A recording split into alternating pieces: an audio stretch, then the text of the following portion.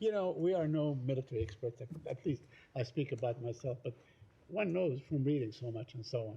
I mean, the safety of the rubble area, the safety of the destroyed cities and buildings and so on, that becomes a concrete jungle, is a lot safer for these fighters. There would be no incentive whatsoever for them to go and be among their families and so on, because the food is probably better in the tunnels or in these places. Safety is a lot better. Why would they do it? So, Or just, anything that Israel can say. so, Yeah. so That sounds like a nice way of trying to persuade them, but I'm interested in the issue of American power here because your key partner, your ally, and the key figure in that government, the finance minister, is somebody who has an ideological background of he's an expulsionist. He wants to get rid of Palestinians from the West Bank, history of making racist, anti-Arab statements. And so when he is the key figure that appears to be holding back all those revenues, and I think it stands at $1.6 billion, yeah. I mean, surely, as the United States, key ally of Israel, its key military backer, you can change that situation. We continue to have, as I said, very direct conversations with the government of Israel. Another day, another genocide, another endless list of children being brutally killed by war criminal Israel. And there is no accountability.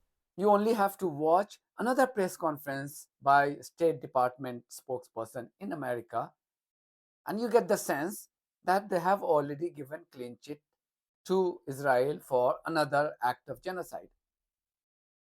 So the 14 children being brutally killed in an Israeli airstrike in central Gaza today. And what Matt Miller says that, they're looking for more information, but the initial information that they have received is that Hamas fighters were hiding behind it. Who says that?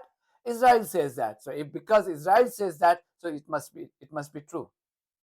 It's a new rule book that they have created, whereby the perpetrator of war crime, their word would be the gospel truth. And then can I ask, on this deadly Israeli strike on a school that was housing IDPs in Gaza, what's your response to that? So we have been in contact with the government of Israel about this strike. They have said to us essentially what they have said publicly, which is that, and this is their claim, that they were targeting 20 to 30 members of Hamas and other militant groups, that they used precision strike to target only one part of the building without hitting areas where civilians were sheltering. At the same time, we've seen the reports on the ground. We've seen the videos from the ground.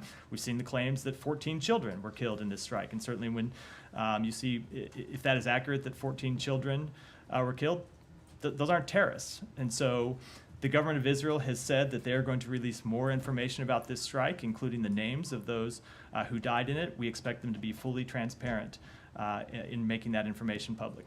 Were U.S. weapons used in this strike? I don't have any update to that. I'd refer to the government of Israel. And then my last question, how does this not cross the red line that the president laid out, several weeks ago? This is the second incident in less than 2 weeks where we've seen a pretty large civilian toll on what was supposed to be a precision strike. So with respect to the policy that the president announced, he was speaking specifically to a large-scale operation in Rafah, and we have not yet seen a large-scale operation conducted in Rafah. That said, we have seen strikes that put civilians in danger well before the president said that, and we have made clear to the government of Israel that we expect them to do everything that they can to minimize civilian harm.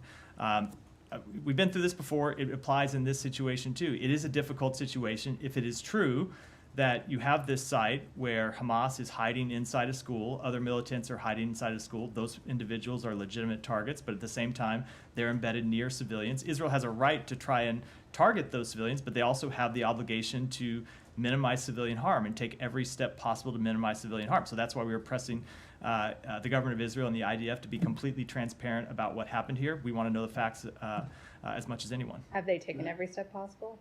We have seen them take improvements over time, but still, if it bears true that this strike resulted in the death of 14 children, the results aren't where they need to be. So it gets back to this question of intent and results. Even if the intent is what the IDF has said publicly, that they were trying to use a precision strike just to target 20 to 30 militants. If you have seen 14 children die in that strike, that shows that something went wrong. That said, these are all facts that need to be verified, and that's what we want to see happen. He says that Hamas fighters were hiding behind it.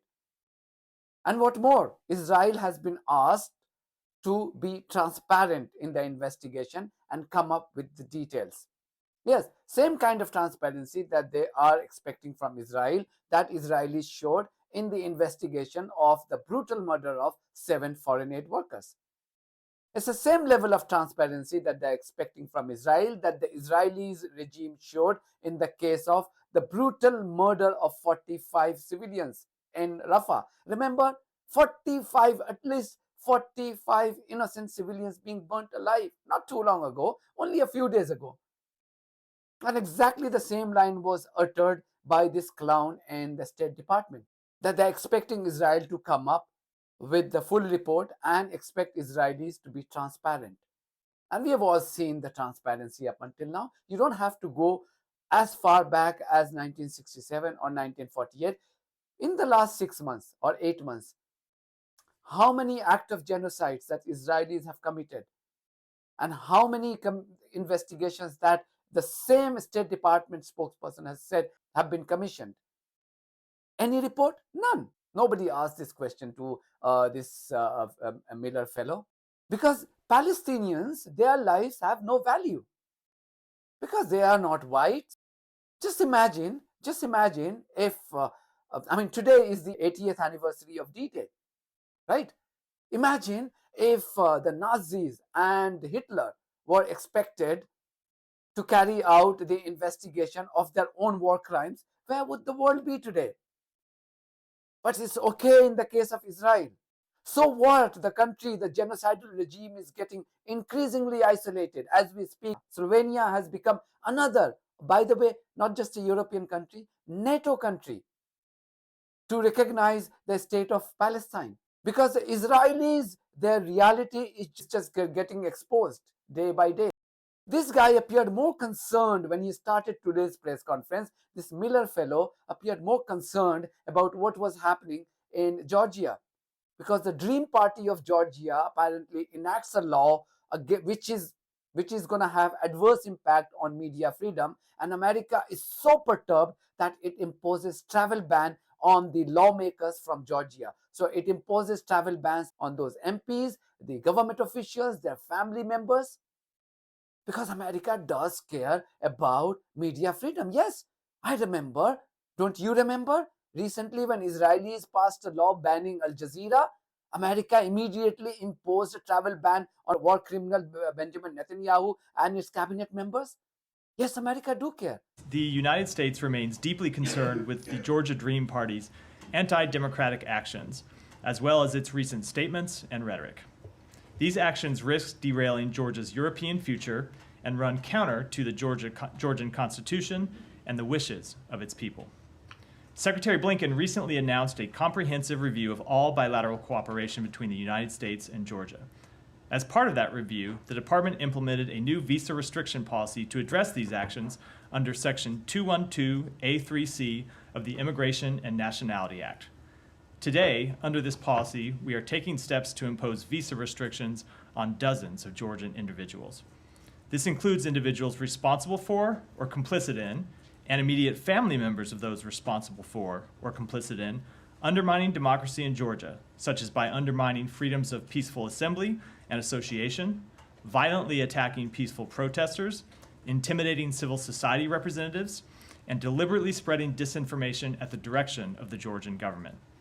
This first tranche of visa restrictions comprises members of the Georgian Dream Party, members of parliament, law enforcement, and private citizens.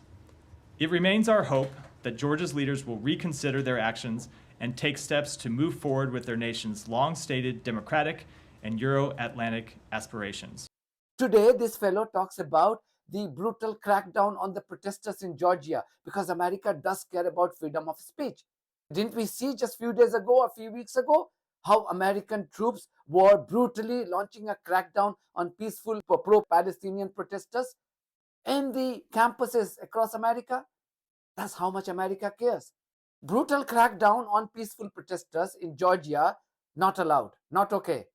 But brutal crackdowns on protesters, peaceful protesters, on American universities' campuses are absolutely kosher. America doesn't have double standard. This is not double standard. That's part of First Amendment. You cannot hold peaceful protest in America. The First Amendment doesn't allow you to do that. Oh, you can do that as long as the country that you are protesting against is not Israel. You can do that. Then you will be given a medal. You ask them for information about Gaza, Israeli brutalities in Gaza. Suddenly, we don't have any information because we don't have any presence in Gaza. And yet, we have enough information to conclude that Israelis are not committing any genocide in Gaza. I mean, if shamelessness had any face, you are seeing that in the State Department and the White House press conferences every day, almost every day.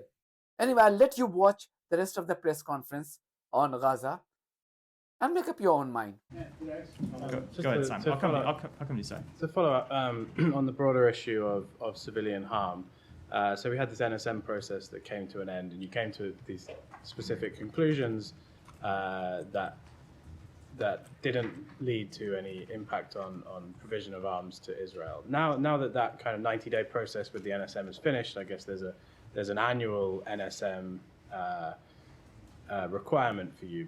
But just to sort of be clear, as of now, what kind of are there any timelines you can give on when you're going to be able to make conclusions regarding Israel's conduct? You know, is there a date when all of these, or at least some of the assessments that you've been making since the beginning of the war might be completed and you can actually make a definitive? There's not a definitive date I can give you standing here today. I can tell you that there are a number of reviews going on of specific incidents, and those continue. As we said, or as the report said, the NSM 20 report that we released, it's often difficult to come to definitive conclusions in the middle of the war where we don't have access to information on the ground.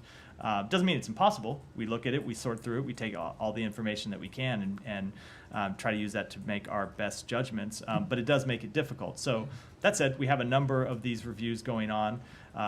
We want to see them wrapped up as soon as they can, but they're difficult and time-consuming. You have to look at facts, and sometimes you have to make legal determinations as well that are informed by those facts, and that's what we continue to do. Will you make public the results of those reviews? It's hard for me to say what we will. It's hard for me to say what we will do with the result that has not yet finished. I can tell you that there have been some. I've said this before.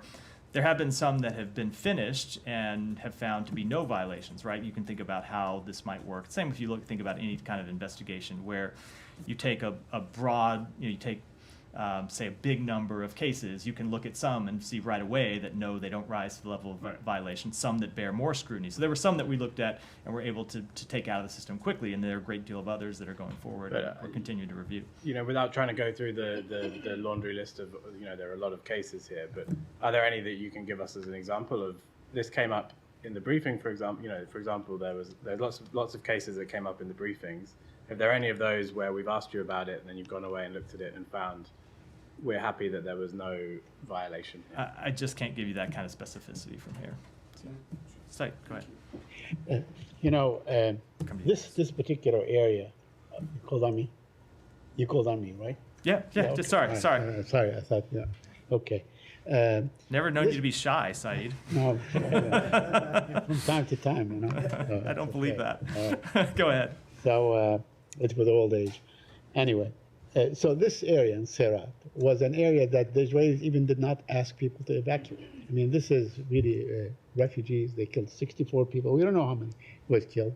I mean, what possible advantage? I want to ask you, because the other day you said that maybe Sinwar prefers, the safety of the tunnels, the comfort of the tunnels, to coming out and so on. So why would Hamas militants, what possible tactical advantage or strategic advantage for them to be in the school? Isn't it just like, that red herring, something that the Israelis could use time and time and time again as, a cover to continue to kill people? I mean, considering that, 130 civilians were killed in the preceding 24 hours. So the advantage to Hamas, and it is a sickening advantage to them, is that they think they can hide behind civilians and prevent from being struck. And there have been times, I can tell you, there have been times that we know that Israel has passed on taking strikes because there were Hamas militants who were embedded directly with civilians, and they made the decision that they could not take a strike against a militant without causing disproportionate civilian harm. So that has happened, and there are militants who were not.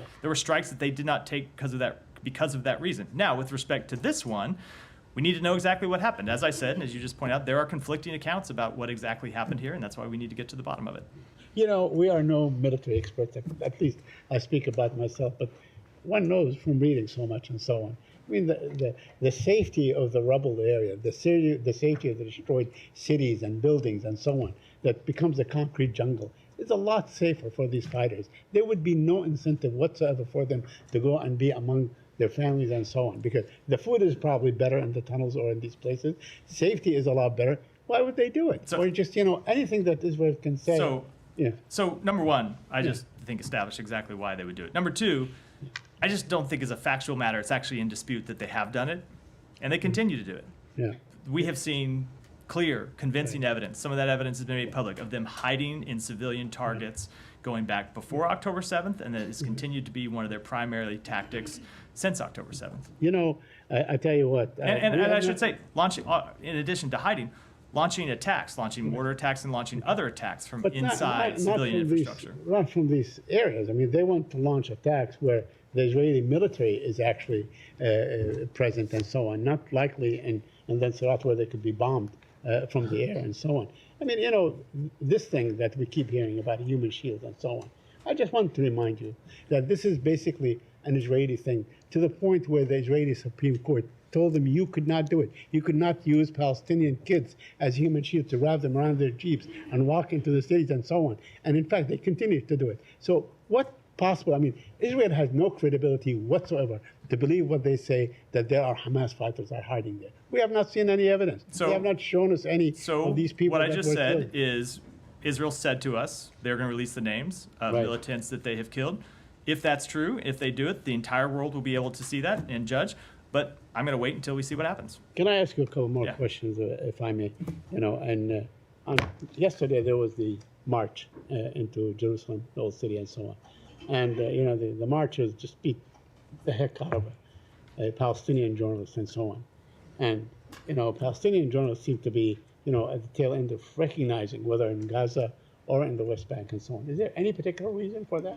So we have seen the videos of this incident, seen the photos of this incident, and we strongly condemn them. Journalists and media workers are essential to democracy. They should not be attacked anywhere in the world, including in Israel, for doing their jobs. We expect Israel to uphold its stated commitment to human rights and press freedom. We expect them to protect journalists from these kinds of assaults. And if there are violations of criminal law, we expect people to be fully held accountable. And do you expect Israel to take what you just said seriously enough to actually abide by that? I'm going to make clear what the United States expectations are, but we have shown repeatedly that we are willing to have tough conversations with Israel about these matters. Go ahead. So you said you can't say if it's a U.S. weapon that was used in the school attack.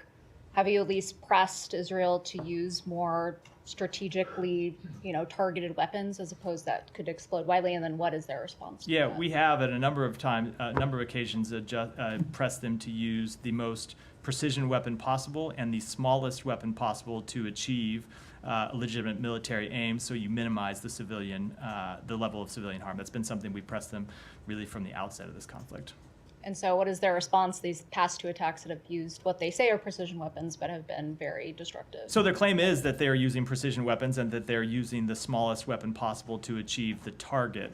That said, we have obviously seen the reports of civilian harm. Obviously, in the incident several weeks ago, you saw a catastrophic consequence when it seemed that the result of the weapon they used was a subsequent fire, a subsequent explosion of some sort that caused tremendous civilian death. And so they need to investigate exactly how that happened. They have an ongoing review of that. As far as I'm aware, it's not been concluded yet. I know we haven't been briefed on any review yet.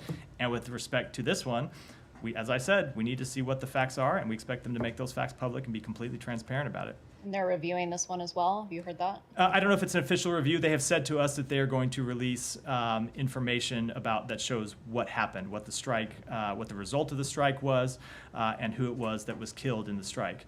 I don't believe they've announced an official review yet, but if there are shown to be civilian deaths, as the reports from the ground appear to show, then we would fully expect them to review that consistent with their code of conduct.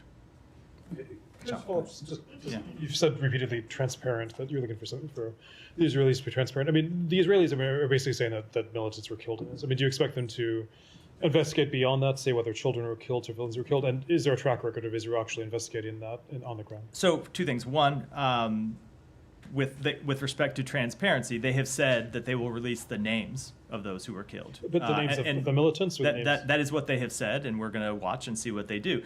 If we think any further investigation is warranted after we see the results of what they announce first, we won't hesitate to call on that, as we have in the past.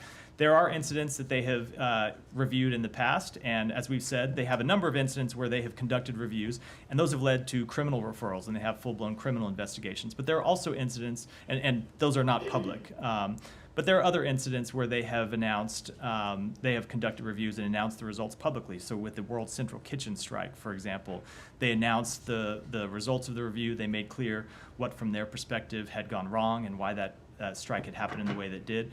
And they announced disciplinary actions, including firing against a number of military officials. Just to put a point in that, I mean, do you think it's are you basically calling Israel also to identify those who are killed who are potentially non-combatants, who are children? Do you expect Israel to do that? So we want to know. So I don't know if they have any ability to do that, right? Unless they're not there on the ground. But we want to know exactly what happened, and we're willing to look at all sources of information to determine that. Sure. I'm sorry if you covered this before, but I mean, how are you going to know if the listed names that they release is accurate? So we will. I don't want to prejudge. I could make up a bunch of names right now. And it is a good question. That doesn't necessarily mean that those were actually the people who were killed, or that they were militants. Yeah, it is a good question. We'll wait and see what it is they release, and if they release any information to back that up. It could be that they really, I don't want to speculate to what they could release to back that up, but we will wait and see what it looks like. All right, but if it turns out that they name these people and they are confirmed to have been militants, and you are able to, or there's some kind of confirmation that they are in fact the ones who were hit, is that enough for you, even if they don't go into any civilian? So we also want to whether see they're identified by the Israelis or not. It's clear that there were. Well, we also want to see the civilian harm and look at what exactly happened and have a full understanding of that. We've seen the initial reports, but we want to fully understand that. And then the Israelis should want to fully understand that too. They have said that they want to minimize civilian harm. We've impressed upon them the importance of that, so they should want to know that information too. And I apologize because maybe I missed this while I ran out, but did they say that they would go into the details on any civilians who were killed? They have made clear initially that they would release information about it. I don't have the full details about what they would say. So they've essentially, but as far as what you understand, they've said that they will release the names of the militants and other details. I don't know what those details will include because they haven't done that yet. Thanks. Yeah, go ahead. Thank you. I just wanted to follow up on what Simon was asking about the State Department's own internal assessments after the NSM had concluded.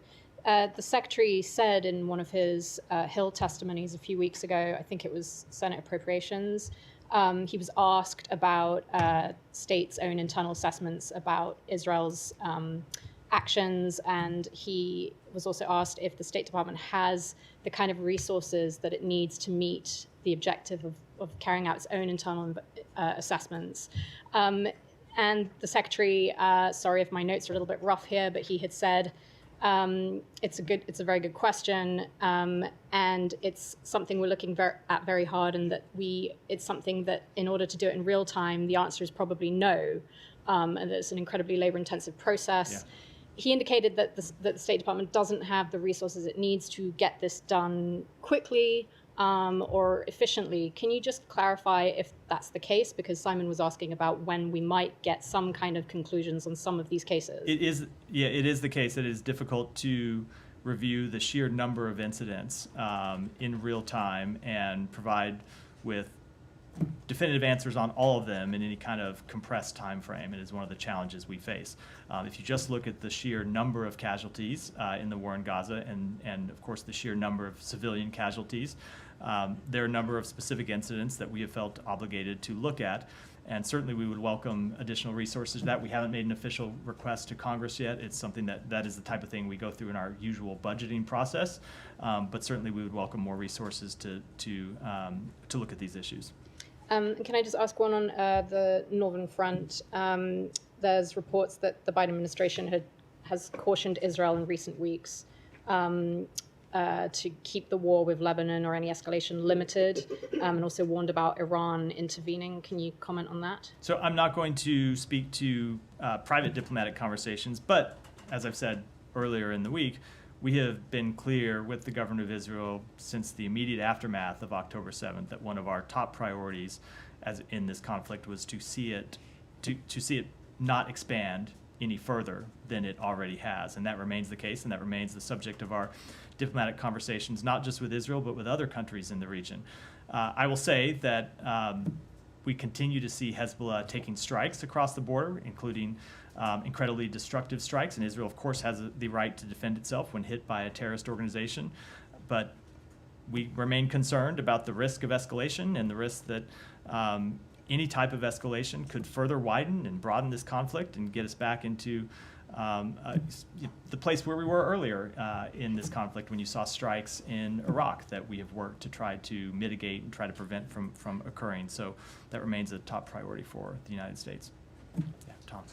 I just wanted to clarify on this issue of the names, because I don't recall you having done this before, where you've called for them to release names after an airstrike. I mean, given your close security relationship, are you they often do release names later on, but were you given any names that they were targeting? Have you been given privately any names that they were targeting in this specific airstrike?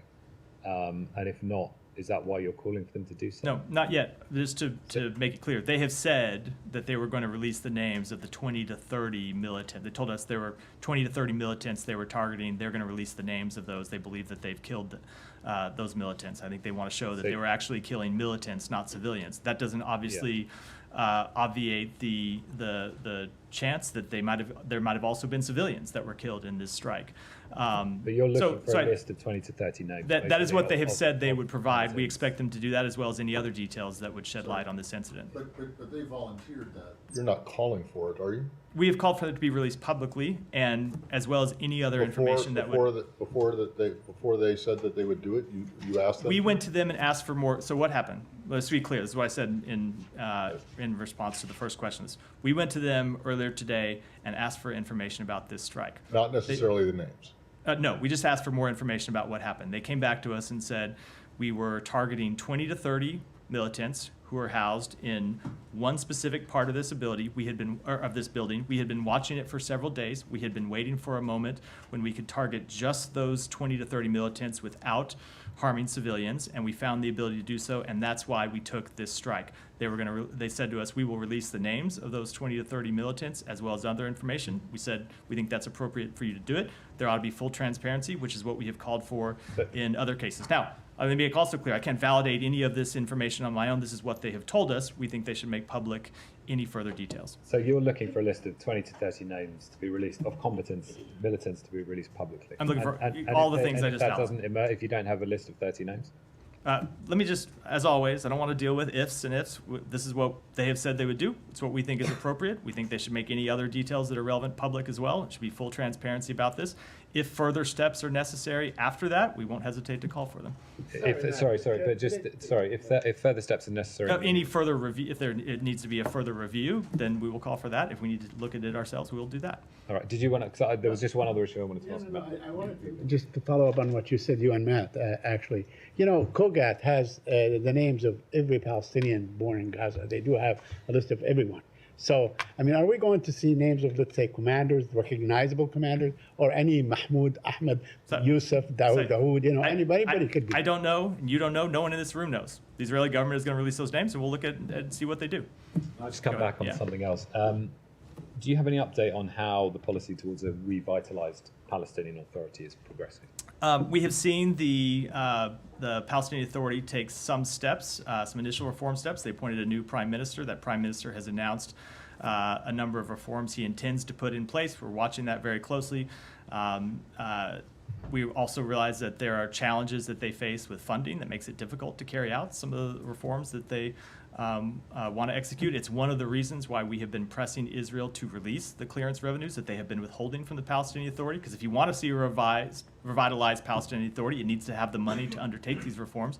It's why we have been pressing them not to take the devastating actions around correspondent banking that they have said they might pursue at the end of this month.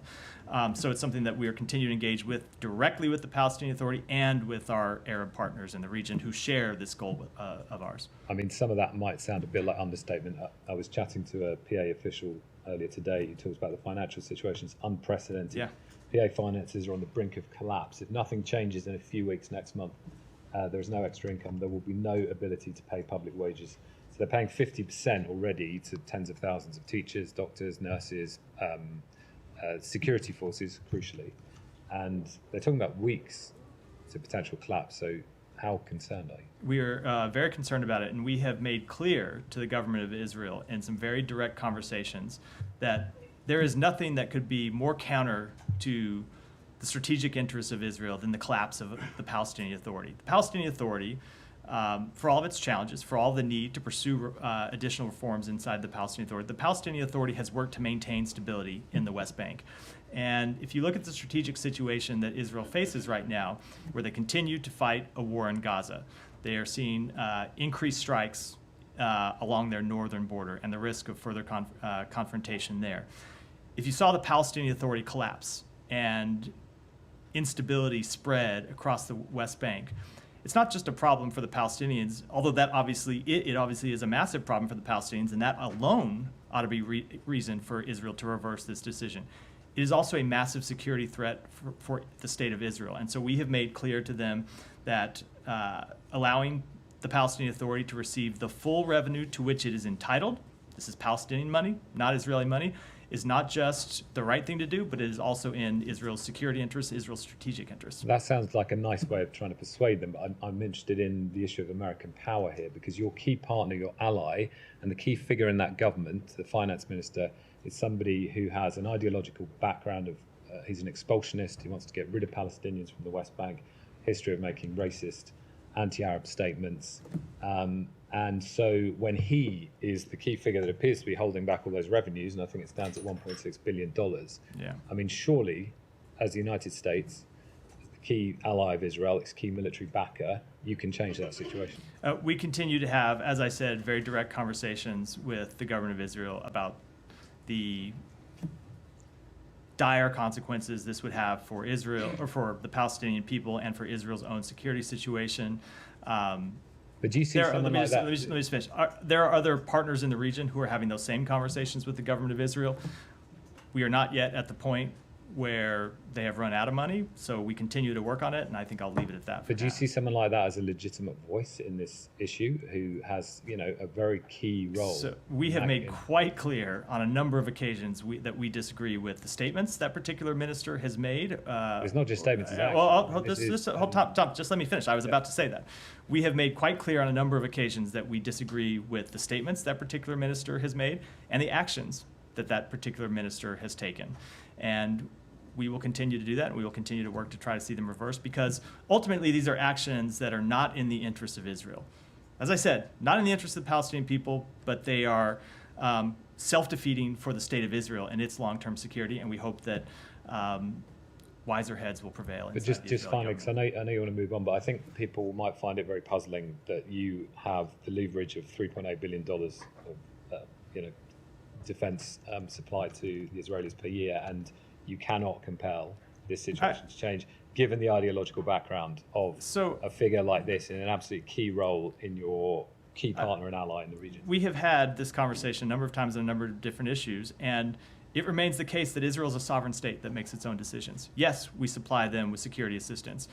Every country in the world that we provide security assistance to ultimately is a sovereign state that is going to make their own decisions. Now, we can go in and have very direct conversations with them, and we do, and will continue to, but ultimately, not only do they make their own decisions, but they are responsible for those decisions and they're responsible for the consequences of them. Go back. Yeah, go back. No, to Palestinian Authority reform. I would imagine you've seen that there's also been another report about a shouting match that happened between the Emirati foreign minister and a senior advisor to the Palestinian Authority, where the UAE foreign minister called the Palestinian advisor Ali Baba and 40 Thieves. This was in relation to him accusing the Palestinian Authority of being corrupt, reforms not being effective. Can you give us an update on how it's going or not going well with other Arab nations in terms of like supporting the Palestinian Authority, the new leadership reforms? So we continue to engage in conversations with our Arab partners about not just reforms to the Palestinian Authority, but the broad sweep of post-conflict issues that we need to work on. And there are differences among different countries in that group, and sometimes those differences are minor, and sometimes those differences are major, and what we do is try to work to bridge all of them and come up with compromise proposals that everyone can get behind. Now, none of this is easy, right? There is a reason why this dispute has been going on for decades, because there are very tough, thorny issues involved here, and probably no more so than now, where we are